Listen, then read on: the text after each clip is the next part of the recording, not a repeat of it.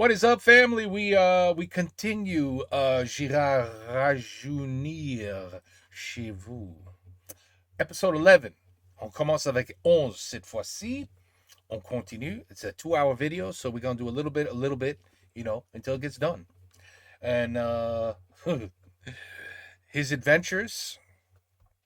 I mean, I really don't even know what to say. They're unbelievable, his adventures. And he laughs about it like, oh, I almost died, but it was funny. I mean, I love the guy. Nothing bothers this guy. Unless you try to say, hey, give me some money. You notice that when he goes to places and they want money, it's like, hey, don't think I'm an idiot. I'm not here to just give out my money. Like he has a serious side too. Anyway, he's a great guy. Antoine, of course. Let's go. A blimp that lands on the forest. That was great.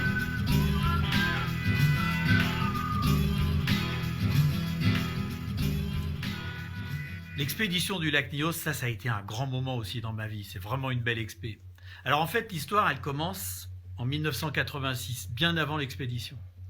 Il y a un petit village qui s'appelle Nyos, qui se trouve dans le nord du Cameroun.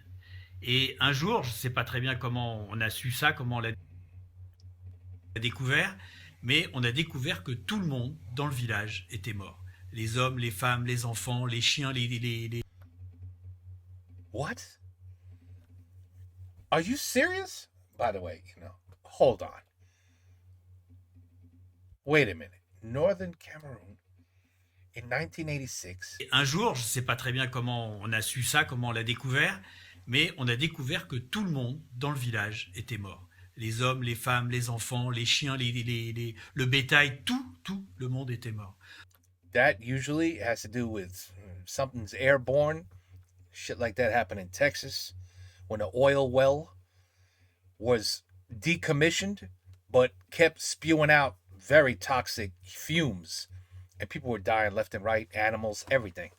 Saints, that's what it reminds me of this. Oof, this is... Aucune trace de violence. Alors on a parlé de malédiction, on a parlé d'empoisonnement, de bombes à neutrons, enfin de choses comme ça. Et puis il y a des chercheurs qui se sont penchés sur le sujet et ils se sont aperçus qu'à quelques kilomètres de là, au-dessus, il y avait un lac qui s'appelait le lac Nyos.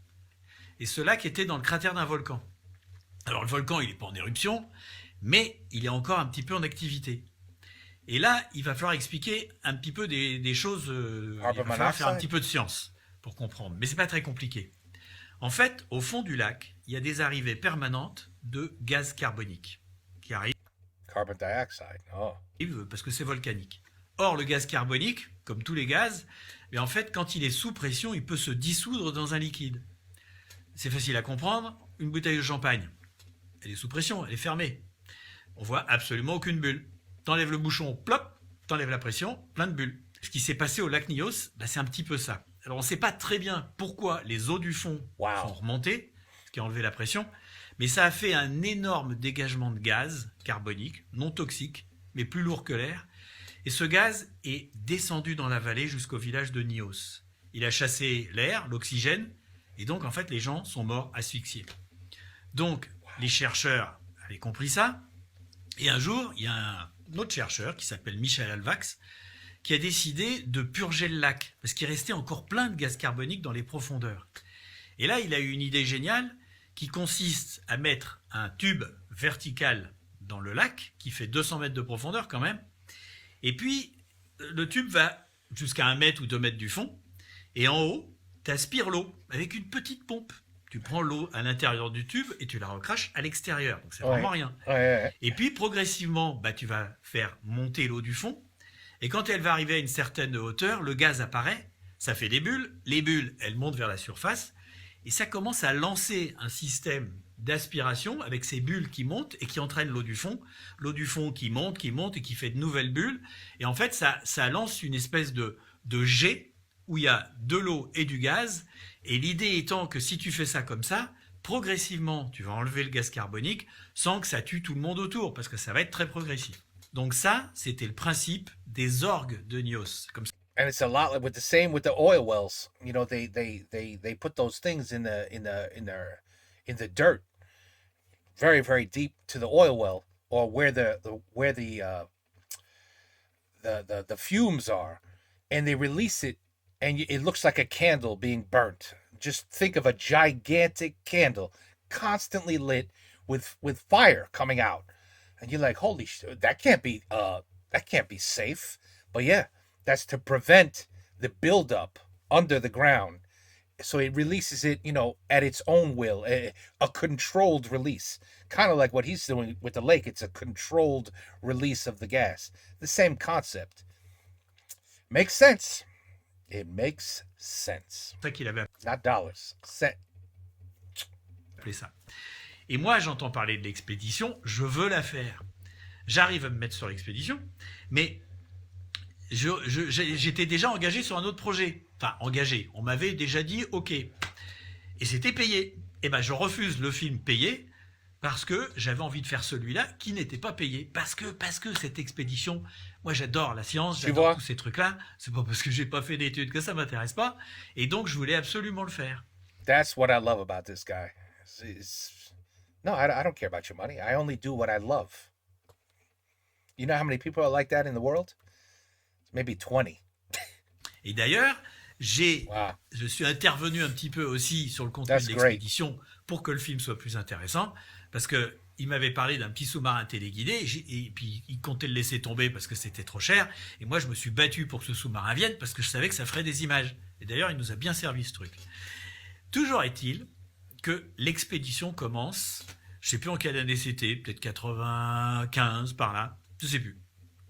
Et on arrive avec l'ingénieur du son, Jean-Baptiste Benoît, et on prend des 4x4 et des machins et tout le matériel, et on file vers le nord du Cameroun, vers le lac. Et là, c'était une époque où c'était même pas des routes, et les pistes étaient très mauvaises. Déjà, ça a été assez fatigant, rien que d'aller sur place. Et là, on a installé un très grand camp au bout de ce lac, qui est vachement joli. Et puis, on a commencé à faire, je dirais, des travaux publics.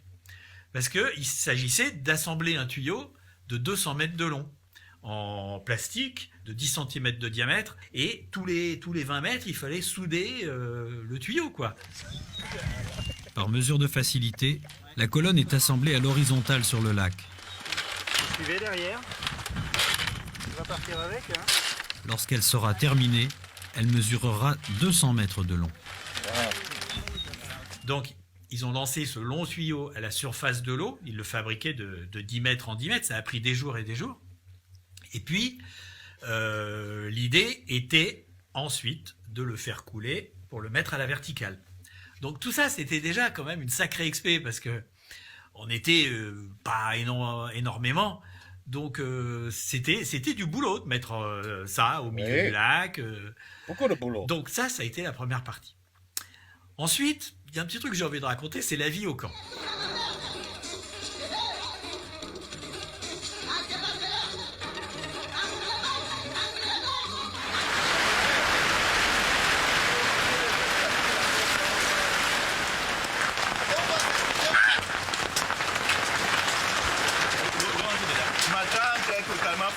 D'où sors-tu, toi? Oui, mais nous, on n'a pas juste ici. Vraiment. Hein?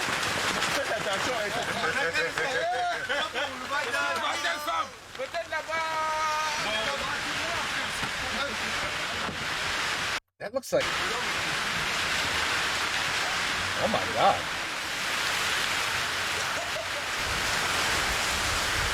Jesus. Oh, man. Vous savez, on est toujours là en se disant ce qui est congelé, il faut pas le recongeler, etc. Eh ben, je peux vous dire que ça, on l'a pas vraiment respecté parce que un jour, j'étais allé filmer à l'autre bout du lac ou je sais plus quoi, j'arrive au camp et là, il y avait une odeur mais pestilentielle. Ça puait la barbaque pourrie, mais vraiment comme j'en avais pratiquement jamais senti dans ma vie. Donc je m'aperçois que ça vient de la cantine. Donc, je vais voir le cuisinier, puis je lui dis mais c'est quoi cette odeur? Il me dit c'est la viande. Je dis on va pas manger ça. Il dit mais si, mais qu'est-ce que tu veux que je fasse? Le groupe électrogène, un coup il marche, un coup il marche plus, il s'allume, il s'éteint. Moi le congélateur, un coup il gèle, un coup il gèle plus. Qu'est-ce que tu veux que je fasse? Je dis mais on va être malade. On peut pas manger des trucs comme ça. Ouais. Il dit, mais non, ça va cuire pendant 5 heures, il n'y a pas de problème. Eh ben, je vais vous dire un truc, personne n'a été malade, c'est vrai. Alors, moi, attention, Holy les choses soient shit. claires. I wouldn't have ate it. Je ne dis pas que quand ça a été décongelé, on peut le recongeler. Je ne dis rien du tout. Je dis juste que j'ai quand même été très étonné qu'on pouvait manger un truc qui sentait mais une odeur infernale sans être malade. Et effectivement, il avait fait cuire longtemps.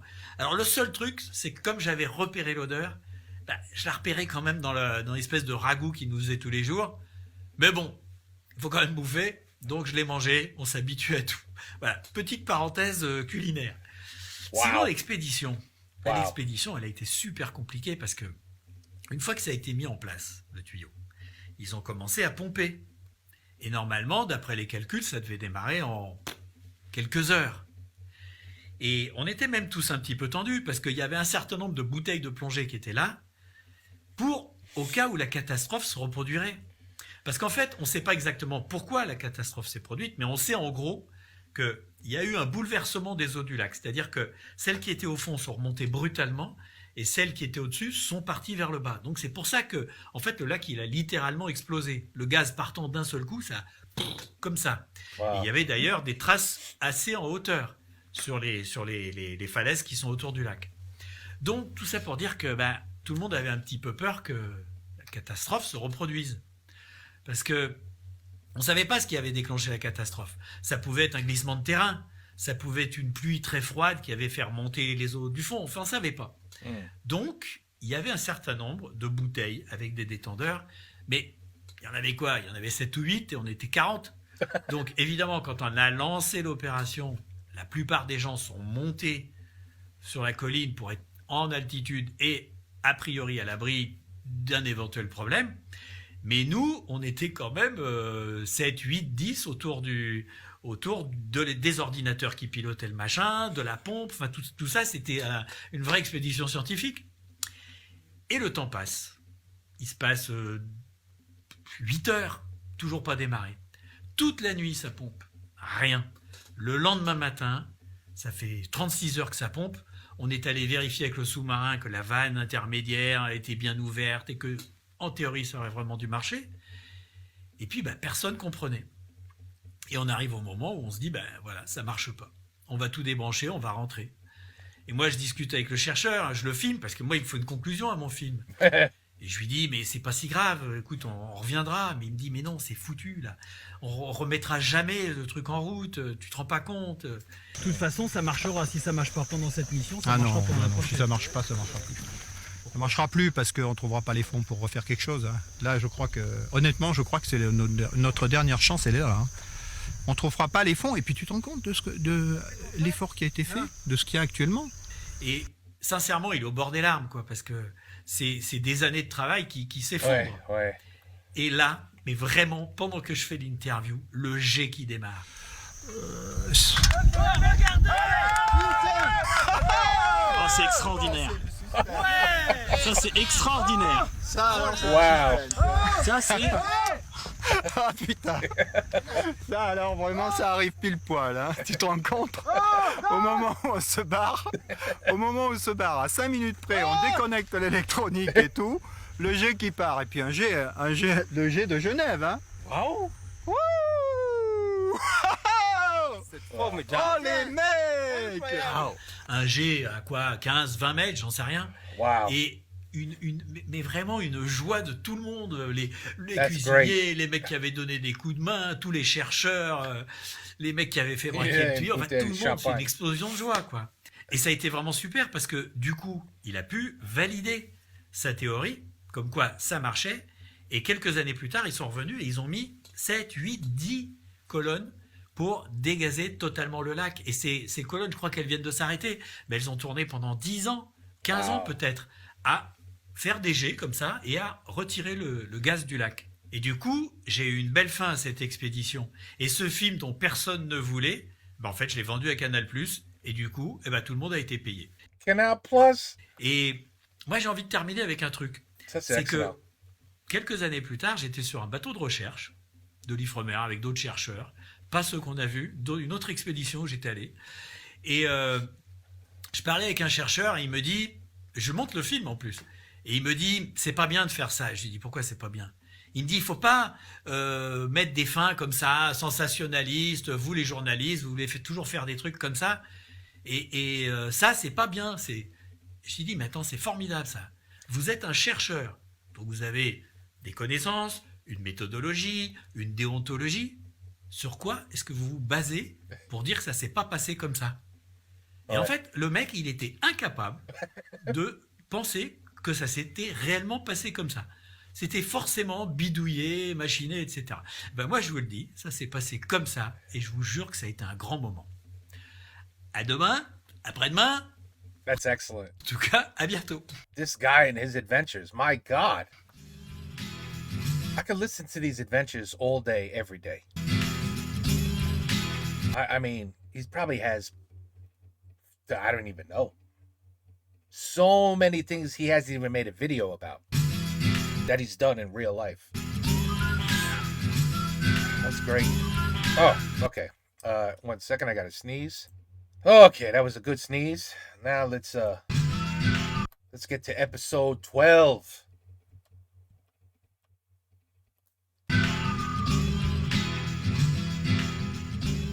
Episode 12. Il y a une très belle expédition à laquelle j'ai participé aussi, Peut-être pas. qui était sur la calotte glaciaire du Groenland. Alors, quand tu vas dans ce genre d'endroit, la calotte glaciaire du Groenland, tu vas quand même dans un endroit qui est très particulier. Déjà, c'est très particulier parce qu'il y a de l'eau partout. Le sol, bah, c'est de la glace, donc c'est de l'eau. À côté de ça, il y a des rivières, il y a de l'eau qui coule, donc ça c'est de l'eau aussi. Puis il y a de la vapeur d'eau. Enfin bref, il n'y a que de l'eau autour de toi. Il n'y a pas de plantes, quasi pas. Et toutes les formes de vie que tu peux trouver, c'est des formes de vie qui sont microscopiques.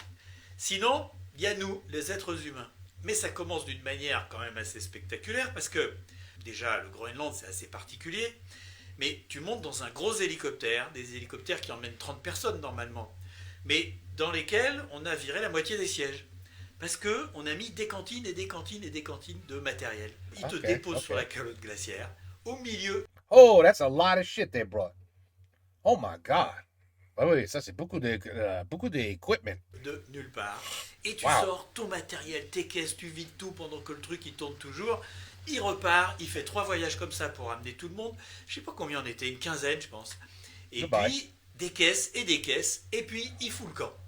L'hélicoptère s'en va, le silence retombe, et tu te retrouves avec des caisses partout.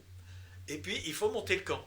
Ouais. Il faut monter le camp avant la nuit, Oui. parce que Vite. la nuit il va geler sérieusement, et il faut qu'on soit protégé. See, I would not be, man, I could never do what he does, but it's unbelievable. Donc là, c'est ambiance, la grande tente camp de base qui était assez grande. He's les done it tentes all. chacun, etc. He's done it all. Et ça y est, l'expédition est commencée. Ça, c'est Like in génial. Antarctica. Alors, qu'est-ce qu'on était venu faire là? En fait, l'expédition, elle avait 2 volets. Il y avait un volet d'exploration, assez sportif, je dirais, Wow. et un volet de biologie. Alors, je vais vous expliquer comment fonctionne la calotte glaciaire du Groenland, schématiquement. L'hiver, il y a des tempêtes de neige, il y a de la neige, ça fait de la glace, c'est facile à comprendre. Et l'été, en fait, le soleil tape, il fait beau, les températures remontent, et la glace fond. Et à ce moment-là, ça fait des rivières. Des rivières qui peuvent être assez importantes. Alors, on appelle ça des bélières. Et puis, il y a toujours un accident de terrain à un endroit ou à un autre, et la rivière, elle tombe dans un trou dans la glace, dans une fissure. Et comme l'eau est plus chaude que la glace, en fait, ça creuse. Et ça va creuser ce qu'on appelle un moulin. C'est une sorte de cathédrale de glace qui peut faire 200 mètres de profondeur. Wow. Ça, c'est la première raison pour laquelle on était venu. C'est que les spéléos, les glacionautes, on les appelle comme ça, en fait, eux, ils voulaient explorer ces grandes cavités. Alors, on a donc commencé à se balader sur la calotte glaciaire pour repérer où étaient les plus grands moulins. Tu tombes dans Mais ça, il faut c'est qu'on se rende mort. compte d'une chose, C'est c'est que mort. c'est très dangereux, la calotte glaciaire. Oui. Parce Oh, qu'il merde. y a des fissures, il y a des trous de plusieurs dizaines de mètres, voire centaines de You mètres, could definitely et die. parfois ils sont recouverts par de la neige. Donc, il fallait aller doucement avec les piolets, encordés au départ, Oh my pour goodness. repérer à quel endroit il y avait les moulins. Et même, il valait mieux éviter de s'écarter des chemins qu'on connaissait.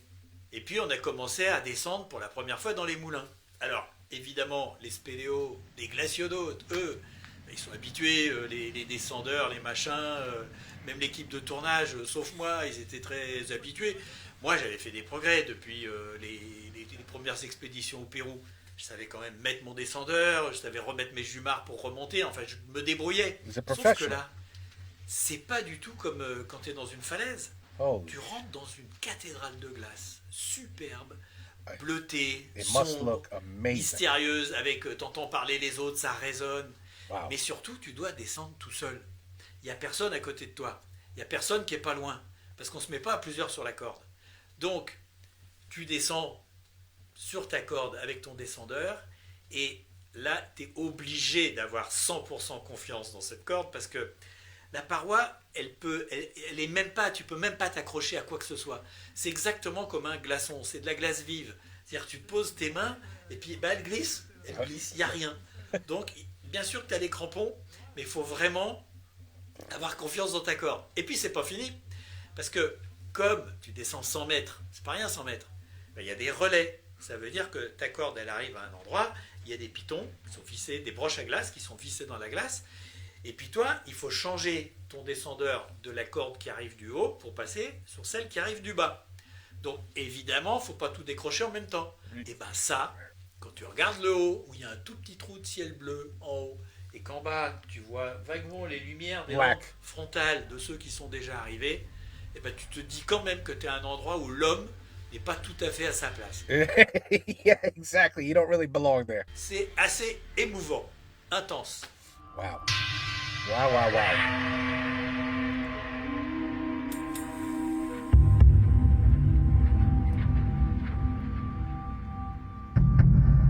This could be like one of those horror movies. When you go down into the caves and you see things you didn't expect to see down there, and all of a sudden you're being hunted. I mean, that's a good horror movie. Anyway, again, sure. Listen, Antoine, no problem. You go down into ice caves, of course. Pourquoi pas? It's Antoine. Pourquoi Alors pas? maintenant, je vais vous parler de l'aspect biologique de My God. cette expédition. C'est-à-dire qu'il y a de la vie sur la calotte glaciaire.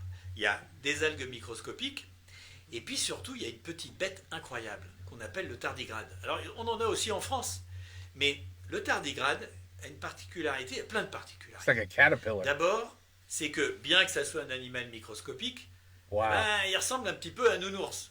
Il a 8 pattes, il y a des griffes au bout des pattes, il a 2 sortes d'yeux. On voit un petit peu un système nerveux. Enfin, c'est un animal déjà qui est un peu élaboré. Le Wow. deuxième truc, très étonnant, il peut se laisser congeler. Et il meurt pas. Tu peux le garder congelé pendant plusieurs dizaines d'années. Et quand tu le remets dans l'eau, il se remet à vivre. Alors que normalement, il vit quelques mois. Oh. On avait des tardigrades qui étaient gelés, complètement, qui ne bougeaient pas. Et pourquoi il est Et mort tu les dans mets les dans mois? une petite goutte d'eau sous le microscope. Et là, tu as vraiment le miracle de la vie. Parce que cette espèce de bestiole qui bouge pas, qui ressemble à rien, tout à coup se met à se Wow. retourner sur elle-même, etc. Et elle se met à revivre. Et vraiment, c'était génial ça aussi. Puis j'ai envie de vous raconter aussi un petit peu la vie au camp. Parce que la vie au camp, c'est quand même assez original. Je veux dire, tu te laves dans de l'eau, elle est plutôt froide quand même, ou alors tu te laves à l'intérieur de la tente. La bouffe, ça, on avait tout ce qu'il fallait. En plus, il y avait des plongeurs. Des Oh my plongeurs God. sous-marins qui faisaient partie de You l'expédition. freeze your ass off? Alors eux, normalement, c'était d'aller au fond d'un moulin à 200 mètres de profondeur, où on supposait qu'il pouvait y avoir des siphons, c'est-à-dire de l'eau, et éventuellement d'aller plus loin. Sans déconner, c'était hyper dangereux.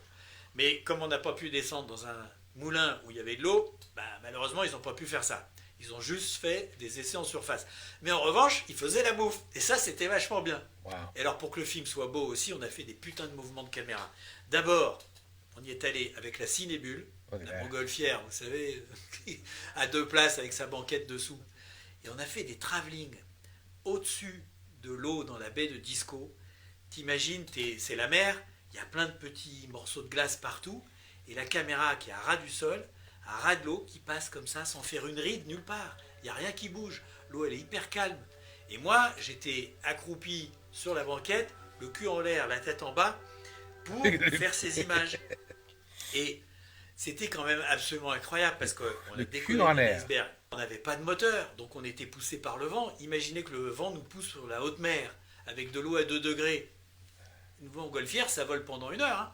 Après, dans l'eau.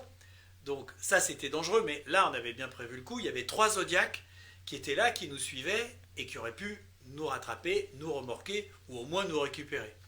Et puis, il y a eu un moment quand même qui a été assez chaud. On a essayé de se poser sur un iceberg. Et donc, on arrive, le vent nous entraîne, on commence à se poser, ça veut dire que la nacelle, la banquette touche la glace, mais l'enveloppe, la grosse enveloppe de la montgolfière, elle n'est toujours pas dégonflée. Donc, ça fait une voile qui nous entraîne et on est en train de reculer, vers la... Okay, I didn't want to be interrupted, so I stopped it. Okay. La pique qui est à l'extrémité de l'iceberg. Et moi, j'avais un piolet, j'essayais de l'arrêter, la montgolfière. Puis j'y arrivais pas. Puis finalement, j'ai réussi à le planter et que ça se bloque. Et on n'est pas tombé dans la mer. Ça, dans le film, tu le vois pas. Tu vois juste des petits plans, c'est très joli, ça avance You're bien. a hero. La mer, c'est beau. Tu Alors, pour vois? faire encore de plus He's belles a hero. images, on avait emmené une grue. Et Thierry, le caméraman, il l'avait mise en place au bord des gouffres et on a fait des super mouvements qui étaient complètement fabuleux. Mais moi, j'aurais voulu faire un mouvement encore plus incroyable, mais là, on n'avait pas pu emmener la montgolfière sur la calotte glaciaire. Parce que moi, mon idée, c'était de mettre la montgolfière au-dessus du trou, de m'accrocher dessous avec 2 cordes, et puis, du coup, de me trouver à une quinzaine de mètres ou 20 mètres dans le moulin, dans le trou, avec la caméra à l'épaule. Et pour moi, l'idée, c'était de filmer vers le bas, de voir les mecs en train suspendus à des cordes, en train de travailler ou de faire les azous, parce que ça arrivait aussi. Ouais. Et puis que la montgolfière me remonte, et que je vois toute la calotte glaciaire avec le camp au loin, etc. C'est un super mouvement de grue qu'aujourd'hui on ferait en 5 minutes avec un drone, hein, mais qu'à l'époque, qui était complètement incroyable. Et pour dire la vérité, ce mouvement-là, je l'aurais en plus inversé. Donc j'imaginais mon plan, un plan que j'ai jamais eu, où tu vois les tentes au loin, pas très loin, mais le camp, et puis tu descends, puis la caméra pivote, va vers le bas, on voit qu'il y a un trou, et on rentre dans le trou, et on descend d'une quinzaine de mètres pour arriver près d'un mec suspendu à une corde, peut-être en train de faire un prélèvement. Alors ça, j'ai pas pu le faire, parce qu'on n'a pas eu les moyens d'emmener la montgolfière sur la calotte glaciaire, mais j'aurais adoré avoir ce plan.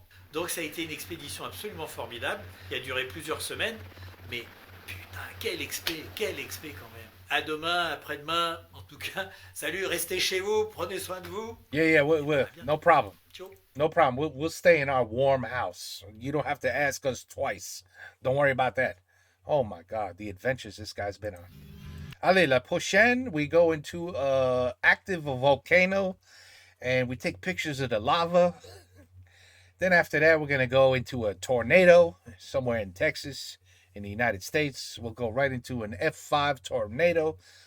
I made a little film. It was a little bit dangerous, but it was fun. It was fun watching the tornado almost kill us. And then after that, we went to Florida. We wanted to do a little film about the hurricanes. And il a pas de fear. You know, I know how to say je suis peur, I am scared, but how do I say I have no fear? You know what I mean? But anyway, that's him. He has zero fear. And I don't know. These are just too good, man. These videos are too good. So, okay. Now, maybe. Okay, voilà. On va arrêter là. And we'll continue. Okay? We will continue. Ben voilà. No, so now maybe he's going to go to the bottom of the ocean again. You know, it's no big deal. No big deal. You go to the bottom of the ocean. It's okay. It's not dangerous. It's all right. Antoine. Okay, anyway. Take care. Peace out. À la prochaine.